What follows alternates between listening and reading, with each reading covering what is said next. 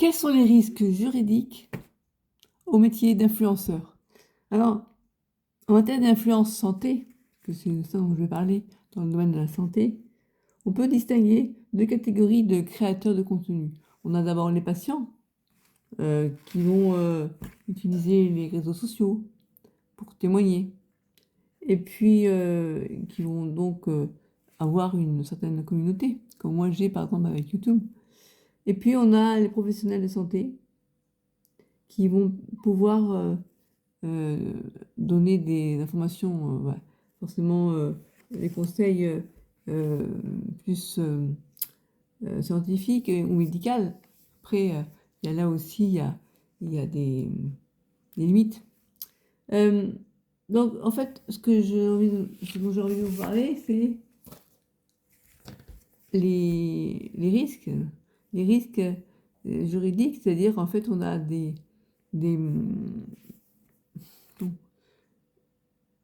la frontière n'est pas toujours très nette entre des informations qu'on peut donner et puis le risque de se retrouver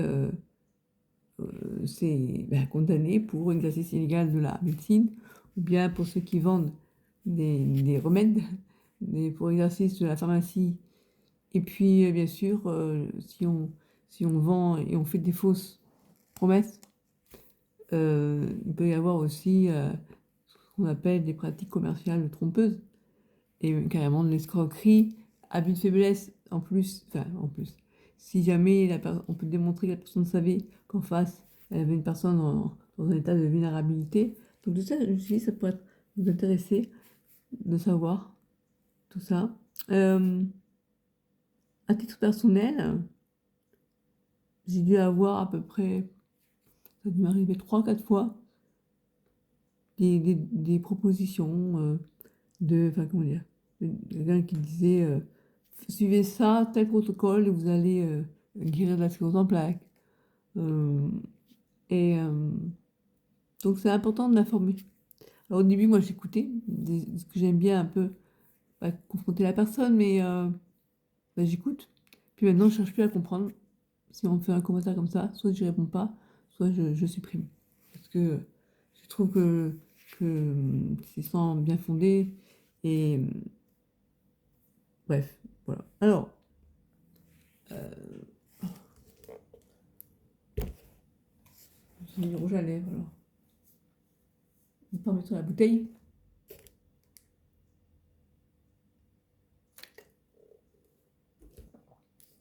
Je bois un peu plus, c'est pas encore ça, mais...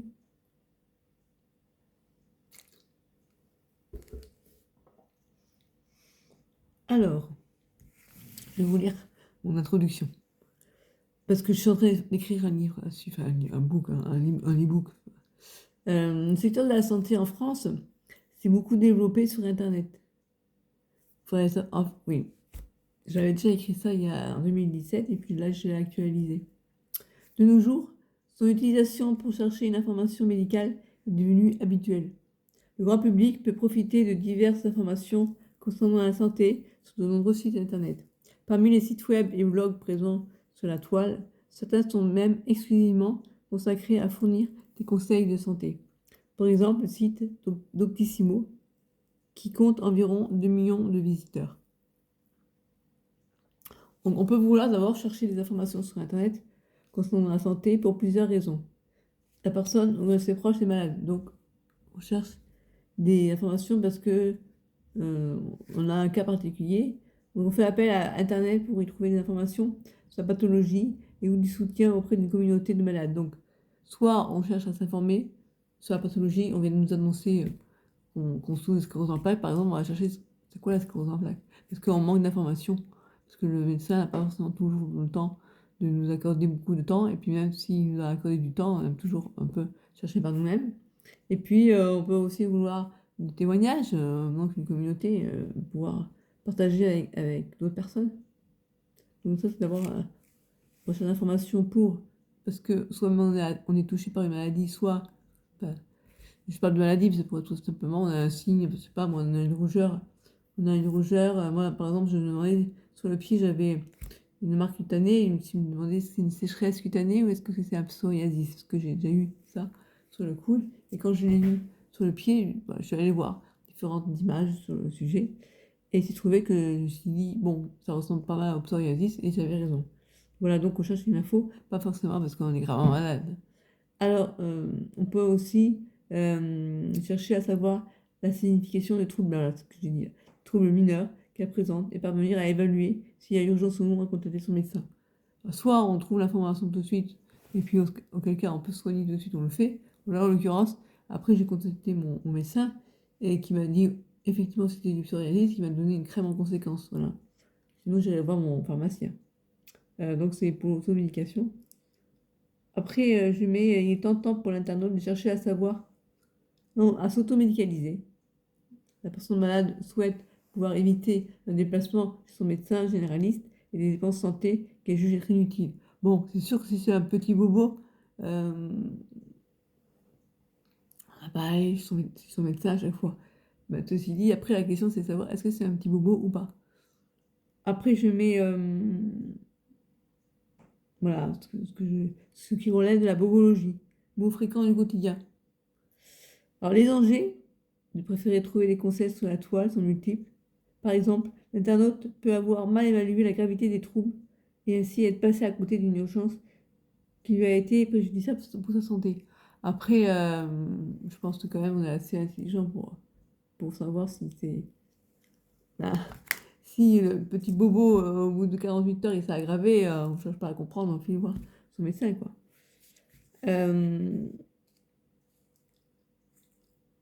Donc, après, je mets l'internaute ne sait pas toujours reconnaître un site internet sérieux d'un blog présentant des conseils et remèdes farfelus, émanant de charlatans ou de gourous de la santé.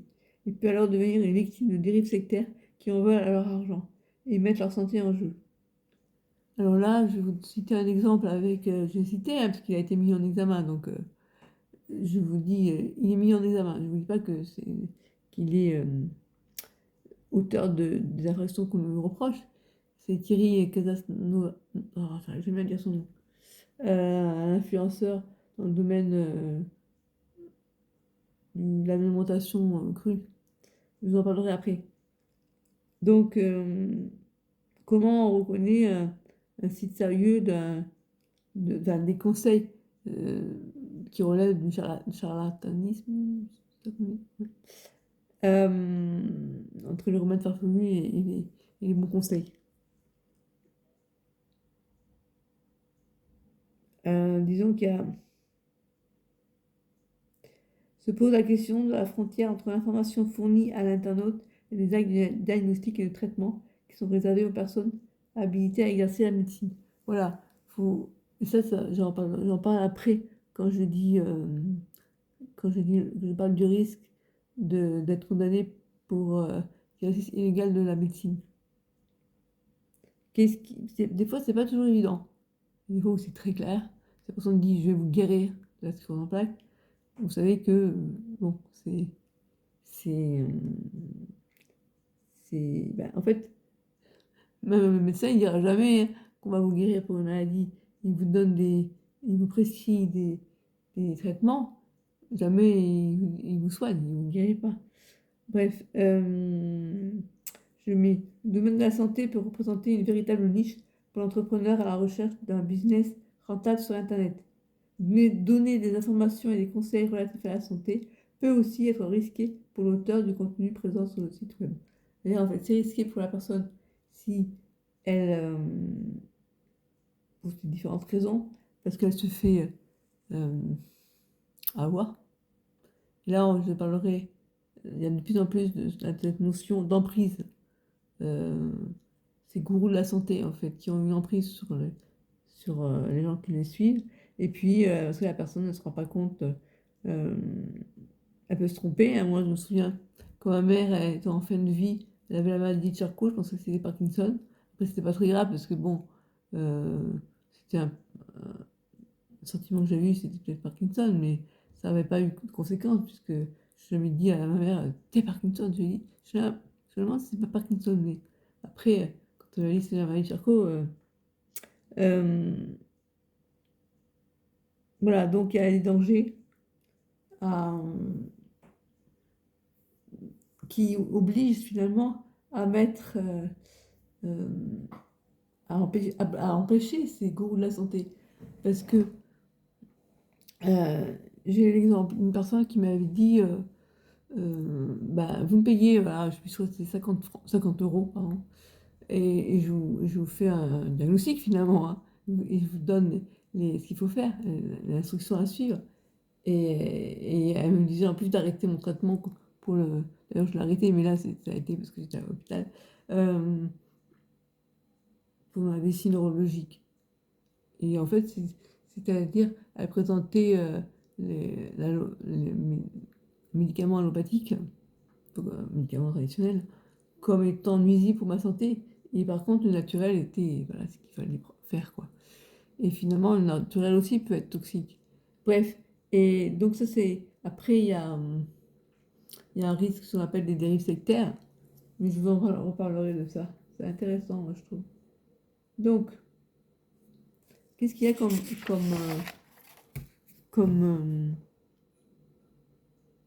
j'ai envie de dire, le risque pour le patient, c'est déjà de ne pas être bien soigné, c'est-à-dire de suivre un traitement soit qui ne va rien faire, soit qui va aggraver sa symptomatologie. Et après, il y a ce qu'on appelle en droit la perte de chance. La perte de chance, c'est le gourou de la santé qui vous dit buvez un verre de jus de carotte tous les matins, un petit déjeuner, et vous allez guérir de la sclérose en plaques, par exemple. Déjà, ça ne va pas être efficace, et en plus, il vous détourne de traitements qui pourraient être plus utiles. Par exemple, un traitement de fond pour éviter les poussées, voilà. Et, euh, et après, ben, ça peut amener aussi au décès de la personne, hein. Comme on accuse ce fameux Thierry Casa, machin, j'aurais pas à le dire, d'avoir. Il y a 7 personnes qui. 7 plaintes contre lui euh, pour, euh, pour une personne qui est décédée après avoir suivi ses conseils de jeûne. C'est sûr que. Moi, ça me disait. D'ailleurs, il recommande le jeûne pour la sclérose en plaques. Mais voilà, j'ai jeûné et puis ça n'a pas marché et j'ai fini aux urgences, alors porte plainte. Voilà, non, mais j'ai pas du tout suivi ses conseils, ne vous inquiétez pas, c'est pas du tout ça. Mais à la perte de chance, c'est ça. Pourquoi la perte de chance? Parce que comme on a été détourné, c'est-à-dire, par exemple, l'exemple type, c'est la personne cancéreuse qui souffre d'un cancer, c'est plus joli de dire ça. Au lieu de suivre les conseils d'un médecin, c'est-à-dire traditionnellement, c'est chimiothérapie, euh, c'est souvent d'ailleurs des victimes qui ont la crainte de traitements lourds, qui se tournent vers ce genre de goût, eh bien, au lieu de suivre cette chimiothérapie qui aurait pu la sauver, ce n'est pas garanti à 100%, mais il y avait plus de chances qu'elle soit sauvée en suivant la chimiothérapie qu'en suivant les, les promesses bidons de certaines personnes. Et en fait, c'était voilà, bon, juste une carotte tous les matins, c'est un exemple à con, mais bon. Et donc, du coup, on va dire, il n'a pas eu la chance d'être bien soigné et de survivre. Alors que là, il est mort. Bon, en général, c'est la famille hein, qui porte plainte, bien sûr. La personne, elle est morte. Voilà. Donc, j'ai étalé. Voilà, désolé. Donc, les infractions susceptibles d'être tenues contre ces gourous de la santé, c'est le délit d'exercice illégal de la médecine, dans le cas où ces informations ne sont pas des infos générales, mais qui peuvent être des conseils, des infos qui peuvent être qualifiées de tout ce qui est la prescrit à recommander. J'ai carotte tous les matins, on considérait que c'était comme une prescription. Ou un diagnostic, un diagnostic. Voilà, ce que vous avez là, c'est ce que vous en plaque, hein, c'est sûr. Et après, on a le délit d'exercice illégal de la pharmacie. C'est un remède, quoi, une formule. Il a concocté différents ingrédients et présenté comme un remède. Voilà. Puis après, on a le délit d'escroquerie. Bon, ça, c'est facile à comprendre. Avec des pratiques commerciales trompeuses. Puis on peut aussi avoir un abus de faiblesse si on peut déterminer que la personne savait que la personne victime était dans une situation de vulnérabilité. Voilà. Après, là, je vais présenter mon livre plus pour aider l'influenceur ou le blogueur que pour la victime. Je pourrais faire aussi un livre version victime, comment se protéger, éviter de se faire embobiner par ces gourous de la santé et du bien-être, et puis s'en défendre. Voilà. Donc là, c'était les infractions susceptibles d'être retenues contre le blogueur ou l'influenceur, et d'autre part, des moyens de se prémunir contre le risque de voir sa responsabilité civile ou pénale être engagée. Donc, c'est des conseils en amont, c'est rédiger un avertissement. Déjà, il y a des formules qu'il ne faut surtout pas dire, c'est promettre de guérir quelqu'un, ça, c'est hors de question. Il y a aussi d'inciter la personne à aller consulter un médecin avant toute chose, que ce qui a marché, si c'est un témoignage par exemple, dire ce qui a marché pour moi, ça va pas forcément marcher pour vous. Voilà, c'est une sorte de prémunir contre aussi les... Comment, en fait, un conseil que vous donnez, la personne peut très bien mal se l'appliquer à elle-même, ou bien si elle n'a pas été voir un médecin avant, elle pense qu'elle a besoin de ça, alors qu'en fait elle n'a pas besoin, ça peut lui être préjudiciable. Voilà, donc c'est une sorte de comment on dit ça? Ah, si vous trouvez le mot, euh, que personne puisse attaquer, parce qu'elle a informé la personne qu'il fallait. Enfin, ça fait bizarre de dire, voilà, les conseils que je donne, mais surtout les écoutez pas, hein, sinon je vais avoir des problèmes. Voilà, ben, qu'est-ce que je pourrais dire? Ah ben maintenant je vais vous parler de cette affaire avec Eric Casasnovas. Ah, ça y est, j'arrive à dire son nom. Donc, bon, lui, il a énormément de personnes qui le suivent. Je crois il y a eu des vidéos avec 100 000 vues, enfin des choses hallucinantes. Avant de parler de lui, il y a une influenceuse blogueuse australienne qui a été condamnée. Alors, ça se passe pas en France, hein, parce qu'en fait, elle avait, ça c'est le problème des dérives de certains influenceurs, elle avait fait croire qu'elle avait un cancer alors qu'en fait c'était faux. Attendez, je vais vous lire des extraits de ce que j'ai lu parce que ce sera plus clair.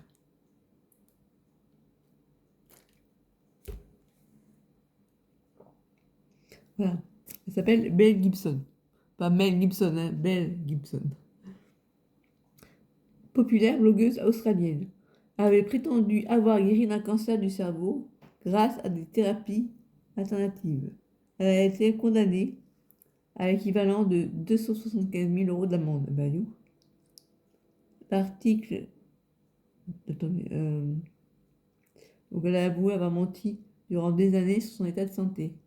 La blogueuse de 25 ans était devenue célèbre grâce au récit de sa lutte victorieuse contre un cancer du cerveau par des méthodes alternatives comme la médecine ayurvédique ou un régime sans gluten et sans sucre raffiné. Sa popularité lui avait permis de publier un ouvrage de cuisine, une application pour smartphone et d'engranger de très fortes sommes d'argent grâce à la publicité. Au total, son activité lui avait rapporté 420 000 $ australiens. Je ne savais pas comment ça fait. Qu'elle prétendait reverser à des organisations de bienfaisance. C'est pas gentil ça. Elle avait par exemple promis de verser une semaine de ses revenus à la famille d'un enfant atteint d'une tumeur au cerveau. C'est des gens, franchement. Mais en 2015, elle avait avoué dans un magazine australien avoir tout inventé et n'avoir jamais été malade. Alors je vous annonce, en fait, j'ai pas la sclérose en plaques, que là, c'est pas du tout une sonde nasogastrique, c'est que du faux, c'est du factice. Je m'appelle pas Christelle non plus, je déconne. Euh, elle a aussi, elle avait gardé ses gains pour elle. En fait, c'est une... Non, je vais pas dire le nom parce que... Ouais. Donc elle a été condamnée. Euh, voilà, bah, elle a été escroquerie, hein, c'est une escroquerie. Ouais. Bah ça c'est des dérives, hein. Je ne dis pas que le métier d'influenceur ça sera pas bien. Mais il y en a qui ça leur monte à la tête quand même, hein. Elle a délibérément choisi d'utiliser la maladie terminale d'un petit garçon de cette manière. C'est horrible.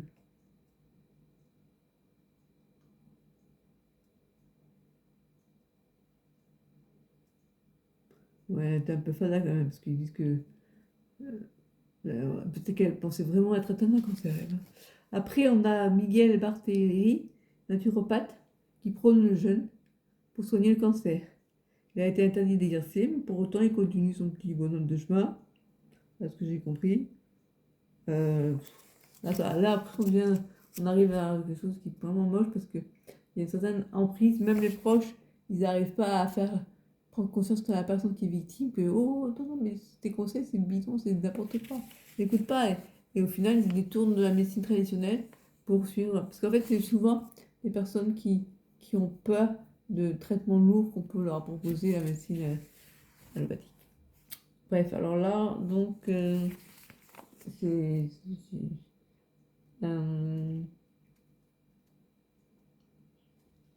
après, moi, je suis pas contre les médecines alternatives, mais en complément. Et surtout pas. Après, si la personne elle décide de suivre, de vouloir se soigner à cause du jus de carotte, oui, c'est une chose. Mais là, il y a vraiment une telle emprise que. Et la personne pour qui ça n'a pas fonctionné, ça fonctionnerait, euh, elles n'osent même plus porter plainte. Il y en a certaines qui n'osent pas parce qu'elles ont honte.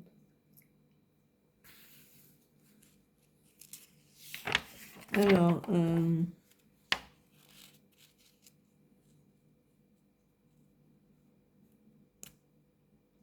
bon, après, je vous parlerai, il y a une nouvelle loi qui est arrivée. Je parle des influences. En fait, c'est bien parce que le droit, il doit s'adapter à la société actuelle. Les influenceurs, il y a 15 ans, ça n'existait pas. Et là, un influenceur, c'est défini, pas dans la loi, mais dans la jurisprudence. Ça, c'est un article. Je sais que depuis, il dit c'est une personne active sur les réseaux sociaux, qui, par son statut, sa position ou son exposition médiatique, est capable d'être un relais d'opinion influençant les habitudes de consommation dans un but marketing. Bref, voilà, je vais m'arrêter là parce que ça fait quand même 22 minutes que je vous parle. La prochaine fois, j'ai un autre sujet qui je trouve intéressant, c'est sur la médiatisation des enfants en fait. Les gens qui montrent leurs enfants sur les réseaux sociaux, euh, les risques que ça peut avoir sur les enfants devenus grands. Voilà, et puis il y a aussi une nouvelle loi qui est arrivée pour protéger ces enfants par rapport à leur image. Donc voilà, ça c'est la juriste qui se réveille. Voilà, donc bah, n'hésitez pas à faire des commentaires ou si vous voulez d'autres infos sur le sujet. Bye bye. Ou des témoignages, des commentaires à me faire.